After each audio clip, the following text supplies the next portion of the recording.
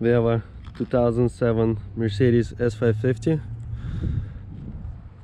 we're gonna show you how to disengage the parking brake in case if you lost power and your parking brake is stuck on. Gotta open it. As you see, our parking brake is applied. Right here you have a little plug. You gotta take the plug out. There you go. You gotta take this little rubber piece out. You see over here you have a little threaded rod.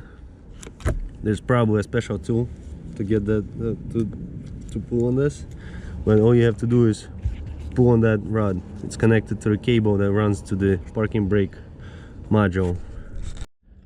You know, I got that little pliers, stick it in that hole, and you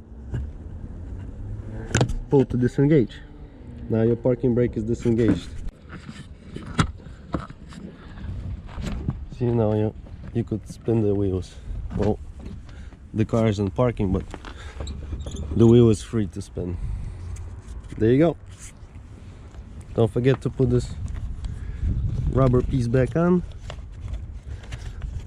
so you don't spray fuel in there and damage the cable.